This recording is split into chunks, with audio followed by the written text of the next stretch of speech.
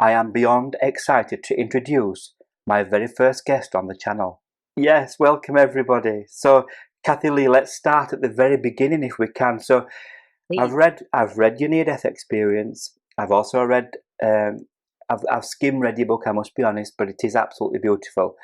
Thank Um, but within there, you've had two near-death experiences. One at you. the age of 34, I think it was a week before your birthday, Yeah, and and you're right.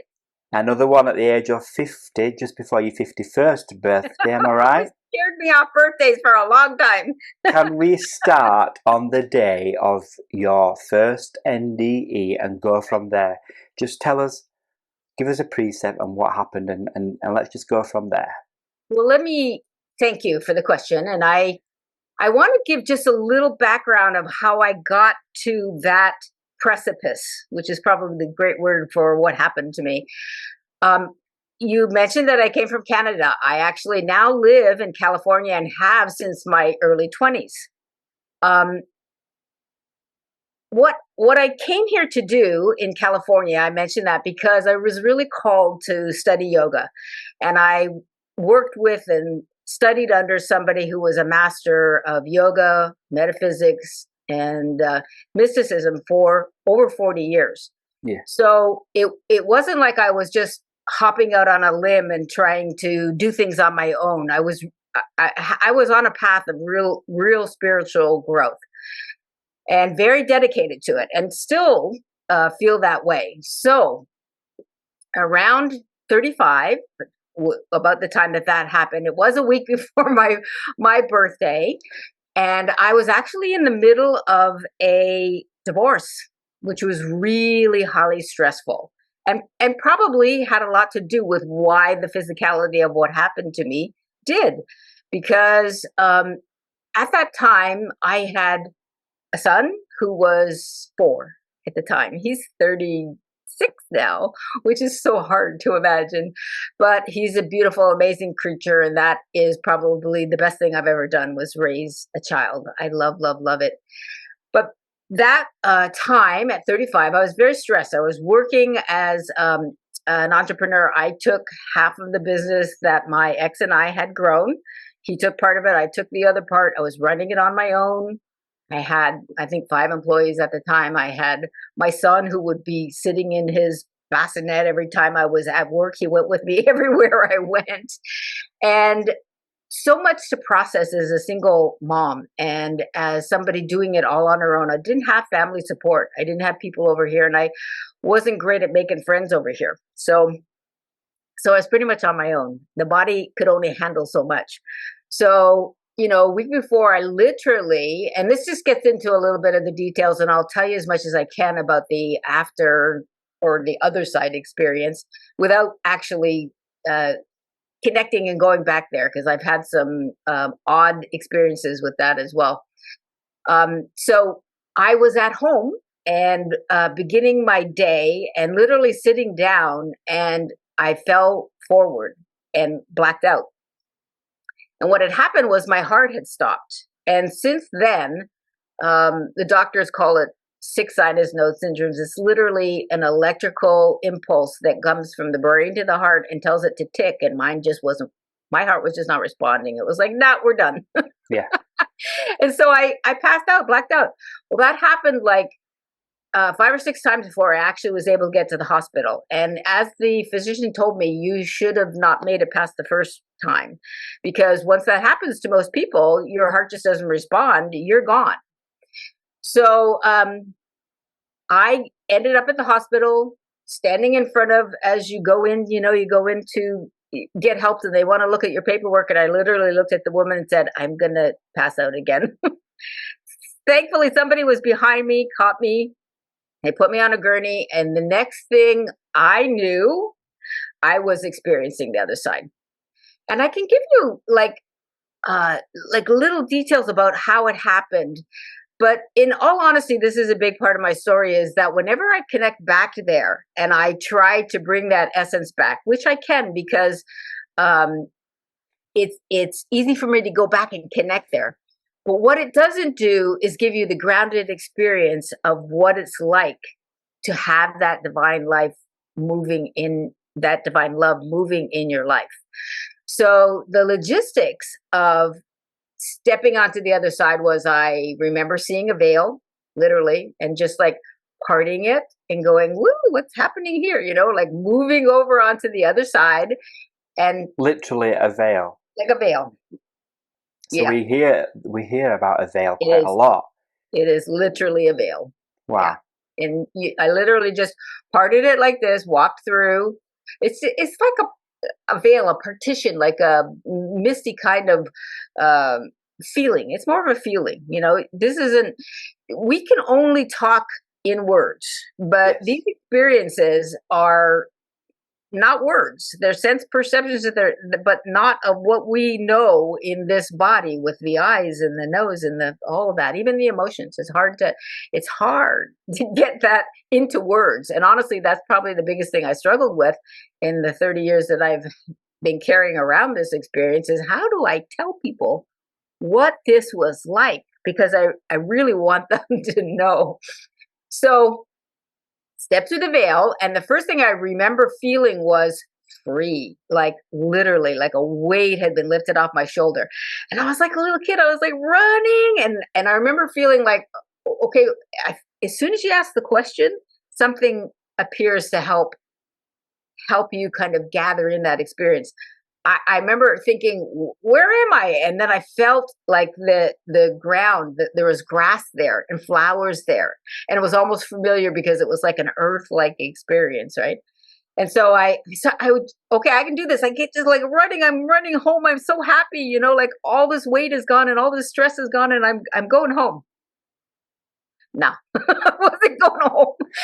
So what happened next was, I literally felt like a force stopped me from running. Not a negative force. A beautiful, like a big pillow cushion, just coming down on you, just like Yeah. descending over you. Now remember, I'm not in a body at this point. So literally, I'm assuming at this point I'm just connecting with energy there that I wasn't aware of before. And I'm aware of this divine force. Oh boy, here it comes. So this feeling of being connected, I remember my mind trying to step out at the point like, who is this? What is happening? But it couldn't stay. It like the question would come up and then it would just fall away again. And I was completely enveloped in this divine love. And if you have any senses going now, you can get a feeling of what that flow is like, because it's moving through me at the moment. Comes through your heart primarily. That is the place in the physical body where you're going to experience it most, but it's also who you are. And again, those words fail to give you the package of what I'm talking about, but reach for it. That is where this state of being is. So at that moment, I felt completely loved, completely unconditionally loved, in a way that, when I say the words divine love, it's because it's so dramatically different than what we experience here on earth as love. It is so sacred. It's hard to talk about. You can see the emotions come up. It's hard to talk about. So this is why I try not to go back there too much, but it's great for people to be able to see it. But what happened was, I wanted to just be there. This was home to me, I wanted to stay in that essence. And so what happened next was a message for me was, as I was emoting, having this experience of, you can't even call it an emotion, because you're not in a body. You're just experience an essence that is otherworldly, that is not here unless you tune into it. So the words that I heard in my head, and I don't think I thought this at the moment, but was able to bring it back when I got up back on the other side was, this is the kind of love I want the world to know about. And somehow that was like, God, I don't know how to describe the feeling. Kind of like when you pet your dog and you feel like really fulfilled, like, okay, I got my answer. Like, like this is all I need to know. It's okay. I can go home now. I don't have to stay here. I got it. This is what I need to know. And literally I felt like I was being turned around without a body, just that the energy turned me around and kind of went like back towards the veil. And I wasn't experiencing any like, no, I don't want to go, or, it was just, okay, I got it. Now I understand. And there was this acceptance. And so I let my energy be moved towards the veil, step back through. There might be pieces I'm missing in there, but you got the essence of what I'm talking about, the feeling, that connection of what I understood to be 100% true. So the physicality is I walk back through the veil, and the next thing I know, I look up, I'm laying on a gurney, and there's a doctor coming at me with a needle about, this long, just about to poke it in my heart. And I looked up and I went, oh, I'm back, don't do that. Like, okay, good, I don't need that. The doctor was like, whoa, okay. And he stopped. So I don't know if you need to know the rest of that hospital experience, but literally they put me in ICU, and the doctor came in and said, you can go out of here and this may never happen again. Or you could go out of here and be driving down the road, and it happened, and I had a 4-year-old son at the time. So I said, okay, well, what are my options? And they said, well, you can have a pacemaker put in, which they did, which I agreed to, because putting my son in jeopardy was not an option. That whole first year I got back, I was so confused. I didn't know what to make of anything, because what I experienced was so contrary to the world and to what I knew up until that point. And I would walk out the door and feel like, okay, I'm going to my business, but I don't even know what I need to do here. I feel like the only way I could explain it was, okay, I feel like death is walking beside me all the time, and it was not a bad thing. It was an awareness that I had TikTok, like you have things to do. You explain in your book that it could happen again at any moment. And so you have to deal with learning to walk with death. Is that right? No doubt. Not just walk with it, but be okay with it. There is the lesson in that, knowing that we're going to die changes how you live. Your priorities become completely different. I mean, I'll try to get into that a little more. Just the journey of that first year, and I want people to know this, because people have this often talk about an NDE like, woohoo, you're so lucky. Damn, it's one of the hardest things that's ever happened to me. And I am still trying to understand why and how to incorporate it and how to accept my journey, my responsibilities, my what I'm meant to do here, and to be on point about it, to be always in that place of divine love when I'm sharing with people and giving the best that I can, because I'm still human and I still have things that don't feel like I ever had that experience. So I have to learn, to deal with it just like everybody else has. So it's actually a huge challenge. That first year of my life, I really felt so discombobulated all the time, not knowing who I was, really trying to incorporate what I had experienced, trying not to let my ego get all out of control, because, oh, look, this happened to you. Aren't you amazing? I was like, no, you had lessons to learn. There were things that you needed to do. And unfortunately for me, the physicality of that experience, I actually developed a blood clot on the top of my superior vena cava. So where the pacemaker goes into the heart, a blood clot happened. So now my head is swelling up two sizes, like the size of an elephant. And I didn't know what was going on. I couldn't lift things. I couldn't sweep a floor. Like, it was so much pressure. I spent literally over 6 months going to different doctors trying, what is going on with me? What is happening here? One of them told me, "Oh, you have lupus." No, didn't have lupus. So after about 6 months of literally wandering around like I'm in a like lost in a desert, I got mad and I called up the salesperson for the pacemaker that I had, the Medtronic's pacemaker. And I said, "Who is the best damn cardiologist you have on your route? Like, I need somebody who knows what they're doing here." And he gave me that person's name. I went to see that doctor. I walked in, and that doctor looked at me and he said, "Do you have a picture of yourself from before this happened to you?" And I said, "Oh, yes." I gave him my driver's license. He said, "Oh my God, you have a blockage at the top of your heart." And he said, he admitted me like right away. You need to have this fixed. So back in the hospital, this doctor is now the actual head of cardiology at Hoag Hospital in Newport Beach. They don't get any better. He had never seen this before. He had never done this procedure. They literally would take a stent and go into the vein of the heart and open it up. And that's never hadn't been done before. He found a doctor in San Francisco who had done it once, and he flew that doctor out to do it for me. And I was awake the whole time. I could see both doctors sitting in the little operating thing. They put the stent in, through, and up to the heart and opened that vein up. And I got my life back, literally, because I was so disabled from what was going on.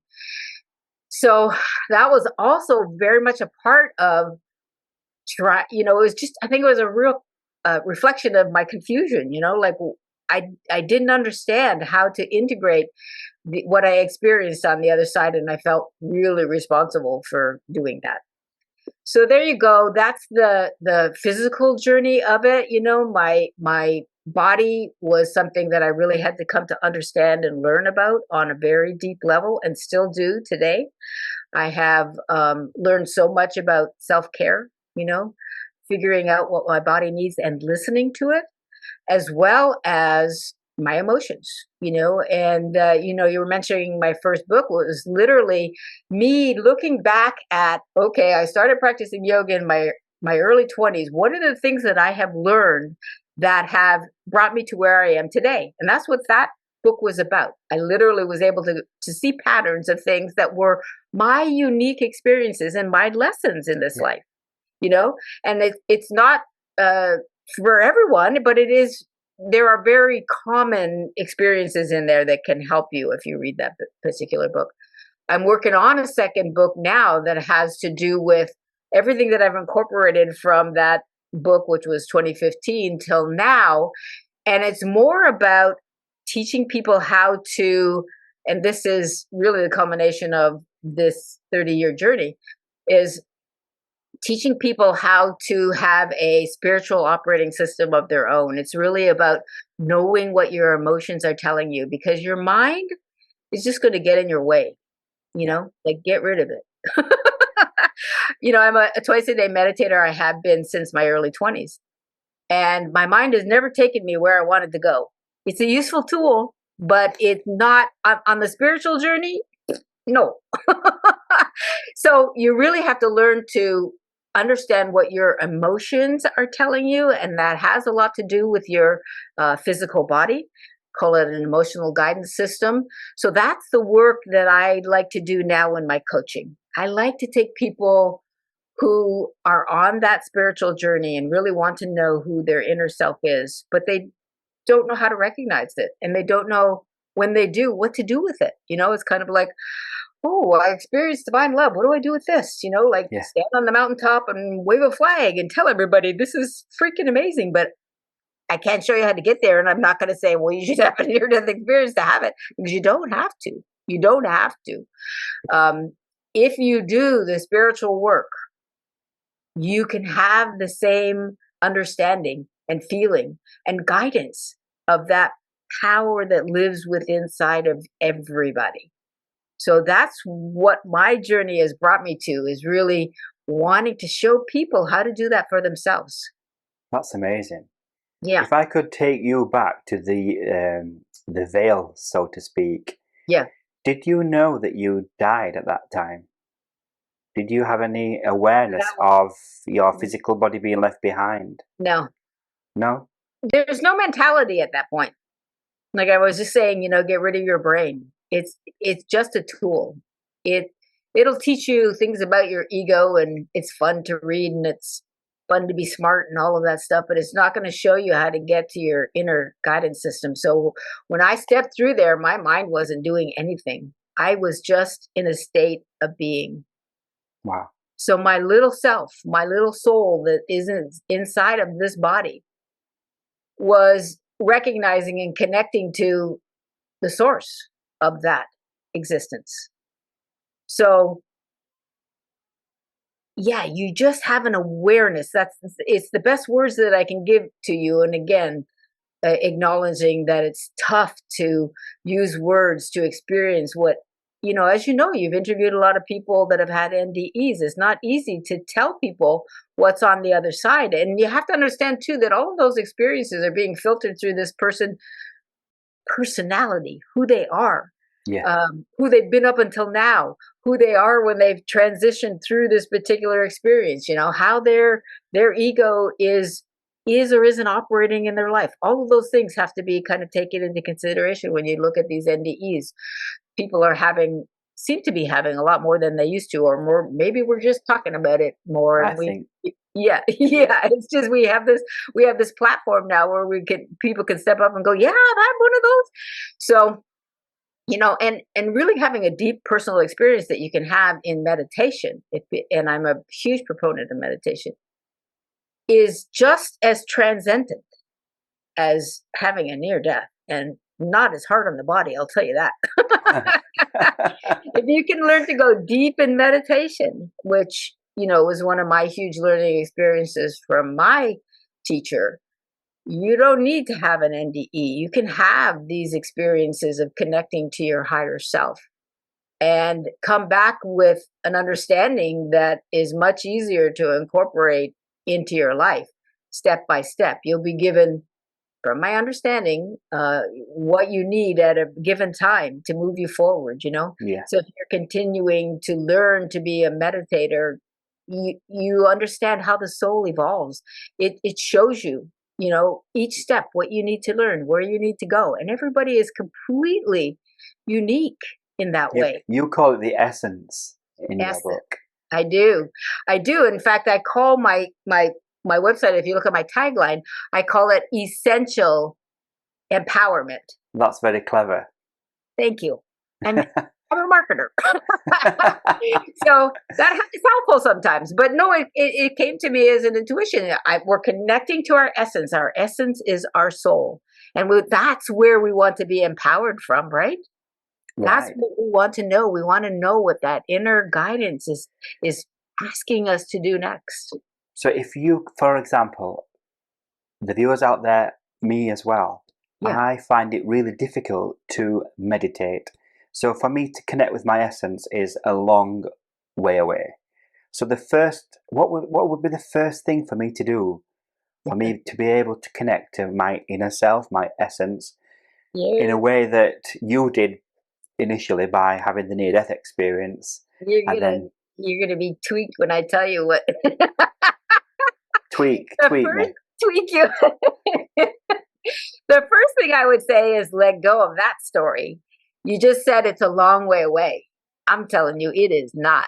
The ego is already putting blocks on, isn't it? Yes. Thank you. Thank you for recognizing that, because literally when I was 23 years old, little twit coming from Canada with $5 in my pocket and a backpack, literally sat down with, in classes with somebody who had been where I wanted to go. I remember seeing my teacher and thinking, I want on that train. I want to go where that person is, because you can sense the essence. You can, a seeker knows when they're in the presence, and they want to just keep, like trying to find a target and hit it. You like, go for it.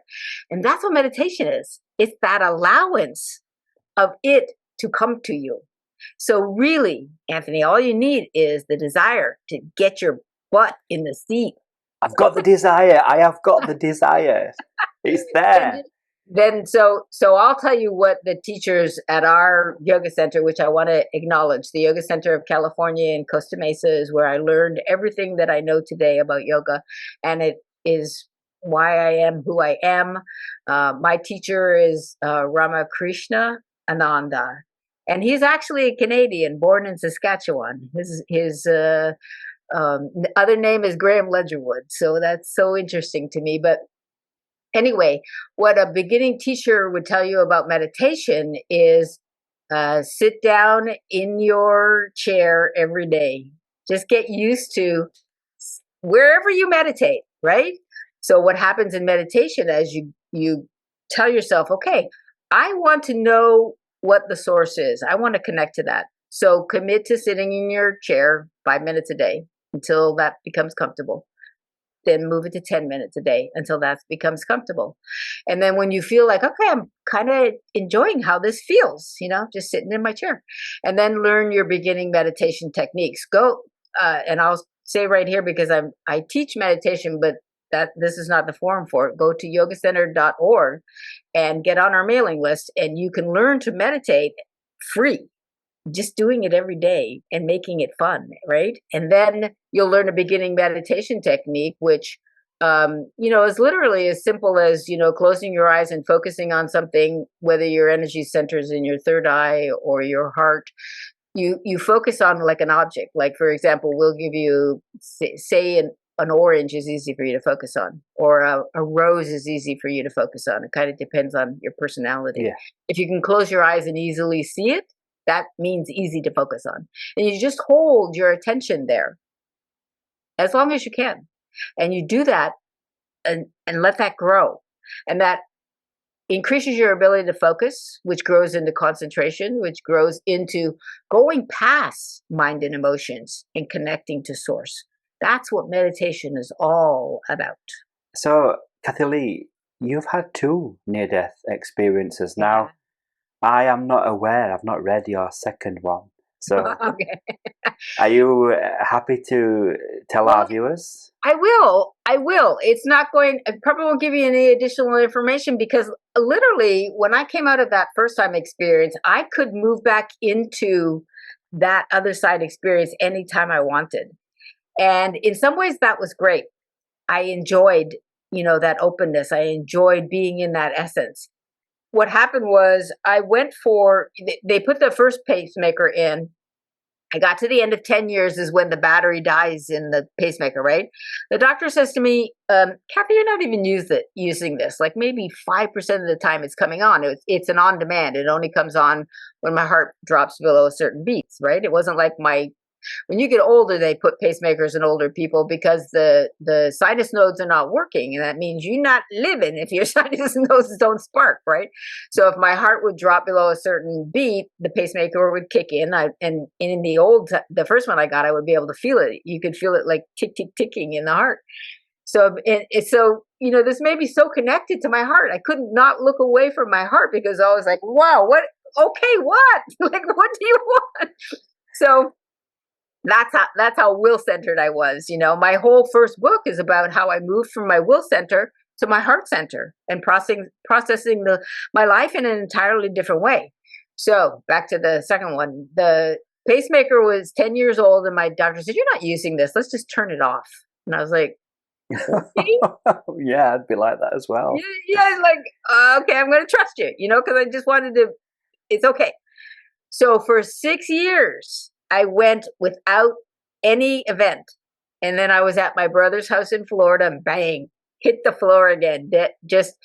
And my brother is a nurse, and I actually hit the floor. Nobody was around. I woke up again and knew what had happened instantly, and made a call to my brother, who was riding his motorcycle somewhere on the road, and he immediately called somebody in the house to say, Cathy's having a heart attack, take her to the hospital.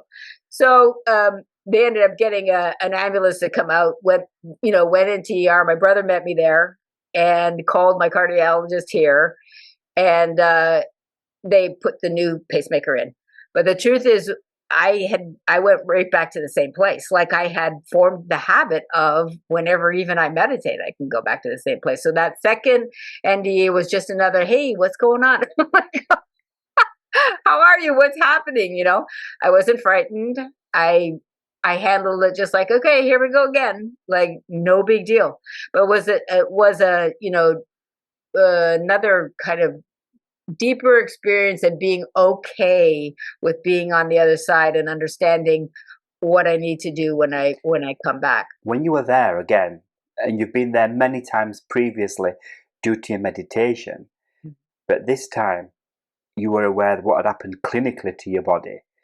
Did it feel more special? Did it feel more? So yes, so the second time around, it felt deeper to me when I was on the other side, um, but not necessarily different. There wasn't like new information. It was like, hey, I'm back here again, and almost like being home and seeing family.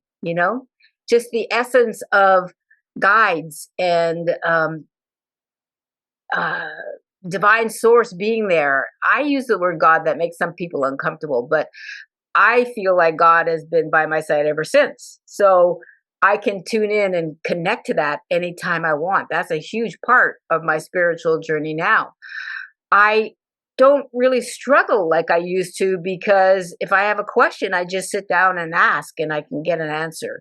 And that actually was a lot about learning how to ground my energy. And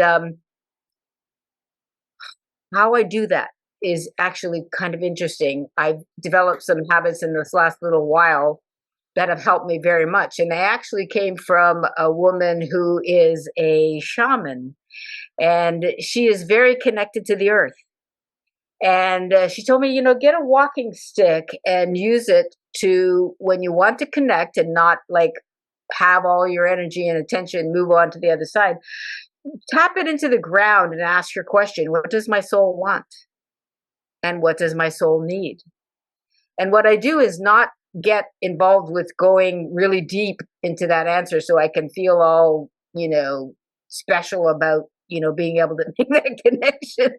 It's like, you're a human that figured out how to do this. So let's bring the goodness to other people. Let's be a vehicle for this spirit. And so I will tap the ground and I say, what does my soul want? And a lot of times it's having to do with something that's going on in my life that I need to move forward with, and I'll get a next step. What does my soul need? And oftentimes it's expansion. Just leave yourself open and be receptive, and keep making steps toward what it is that you're doing to reach out, to connect, to be in community, to be able to share this with other people. Okay, here's an interesting little factoid. Go on. For you. I opened myself up to talking about my NDE a few months back. I said to myself, I've never wanted to do this. I've never wanted to be on camera or talk about this, because I felt like I'll just fall into the ego traps that I had been experiencing before. But now I don't feel that way. With the connection to earth, to my spirit animals, to my guides, I feel very much grounded now. So I can talk about that. So fast forward, after a couple of months, you read my story. Yes. And ask me to do an interview. And I'm like, okay, here we go. We'll do an interview. The time is right. The time is absolutely right. So that's what I mean about grounding and committing to be here for your soul's journey. Committing to, as crazy as you might look, or the judgments you're going to get, or whatever is thrown your way, you're going to stay strong. You're going to stay in your messaging. Like I was saying the other day to one of my friends, I feel strong and wild and free. And that's who I am now, because I'm able to have a handle on what it means to be in this energy and to be able to bring it for other people to experience. Literally, when I do coaching, I can do 30 minutes and I can just hold space and have the energy come and help them connect so they can solve their own problems. And that's literally the best way to coach. You don't need to know what I think. You don't need to know what I did. You need to know what's inside of you. and what it's telling you to do. And sometimes you need to understand how the soul speaks, how to recognize the soul. And what's the ego? And what's the soul? And how does that all work together?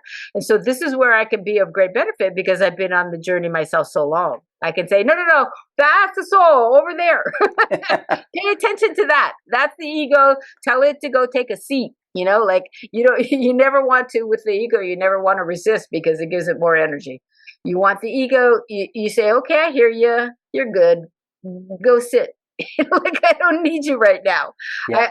I have a source, I have an answer that I can use. So yeah, there you go. So going back, right to the very beginning, before your first NDE to Yeah. now, how was your life transformed?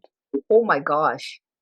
Like 360-degree change, literally. I have to say the biggest change, of course, is how I process the world. And that is, instead of being will-centered, I don't fight my way through anything anymore. I don't feel the need to fight. I had a recent experience when I got into tennis in my late 50s. I started playing tennis. I would get on the court and I would be like, mean, just like, I'm gonna kill you, I'm gonna hit this ball, I'm gonna, like, it's so competitive. I got off the court, I was like, who is that person? Oh my God. Like, it so stood out. And all the transformation that I'd made in my being kind and always putting people first, and always choose love. That's the name of my book, right? Always choose love. And that started, that concept started way back when I got divorced. I made an intention at that point to always choose love between myself and my ex, and put my kid first. And that's how that whole idea started. But doing that on a daily basis is a commitment, because I still have challenges that come up, and I'm like, okay, Cathy, is this a loving response? That doesn't stop. I still have to look at myself and go, is this a loving response? And so when it came to the tennis, I was like, that's not a loving response. Like, as a competitor, right? And so in the competitive world, it's totally acceptable. Oh, of course. You're expected to be fierce. You're expected to be a warrior. You're expected to come at that other person, with the best game that you can do. So I had to find a real place for myself, having to not to do with anybody else, to be able to understand that what I was trying to do is challenge myself. I love sports. So when I get on the court, I want to grow. I want to hit the ball better than when I did the last time I was on the court. I want to hit more winners. I want to be better at the game, but I don't have to kill my neighbor to do that. I don't have to beat somebody up to do that, right? I can still maintain that attitude of sportsmanship, which my father did teach me. You go, you play the best game that you can. If you lose, you shake hands and you learn. Do you still get mad at people? Oh, anger still comes up. It's part of who I am. I think we all try to be the best person that we can be. Yes. And I call it a knee-jerk reaction when we have those reactions that we regret afterward, instantaneously, perhaps. Yeah. Don't apologize, but anger's there. Anger is part of this human experience. That's all there is to it. And I actually find that anger for me is a pointer. It's saying, okay, something's off here. You're not aligned. You're not aligned at this moment. So anger serves a purpose. Don't judge yourself because anger came up and you're thinking, oh, I'm just not as good of a human being, or I have to be a better yogi or whatever it is. No, it's just, for me, it's just a trigger. It's a trigger. It's a natural state. I often feel or think that the people that have experienced near-death experiences or meditate a lot, and they are really in touch with themselves, like yourself. And I always think that they are the best people in the world, because nothing can go wrong for them, but it does. It's life is life. Am I wrong? And thank you for saying that, because I never want to feel different than the other guy. I never want somebody looking at me like, something I don't. Guess what? I'm human. That's all there is to it. I can say that I put a lot of effort into spiritual growth. It has literally been my path my whole life. And that's never going to change. That's who I am. That's why I'm here. I want to take what I've learned, what has I don't want to say cost in a negative way, but take what I learned and be able to share that. Yeah. That's ooh, feel the emotion? That's Yes. the Yes. important part of what happened to me. I want to take that was such a blessing, such a gift. I don't want to die before I give as much of that love away that I possibly can. Well, I am feeling the love, so I hope I the hope viewers out so. there as well. So, I hope oh, so. Cathy Lee, I think that's a beautiful way to Thank you. end our interview. If the viewers want to get in touch with you for any reason whatsoever, are you susceptible to that? Yes. Wiping away my tears. Yes, of course. Come play with me. I do social media to my best ability. I'm not terrific at it. I'm actually learning, and maybe we'll talk about this in the future, how to be more personal on social media. I put up posts about what I'm thinking or feeling, but I need to get on there and just like really talk to people and connect with them. So that's one of my goals to be doing next. But you can go to Cathy Lee Taylor, Cathy with a C, LeeTaylor.com. You'll find out everything you need to know there to connect with me. I have a Facebook group that I would love if people join, because if you get in there and you have questions about this whole journey that I've been talking about today, I will answer you. I will be on there and I will give you the best of my ability, my experiences, and what I know to help you. So there's a Facebook group, and I'm Cathy Lee Taylor on Facebook. I'm Cathy Lee Taylor on Instagram. Connect Fantastic. with me. Let's come and play and have some fun in this life. Well, thank you so much. Guys, make sure you say hello to Cathy Lee. Until the next time, everybody. Bye Bye. bye.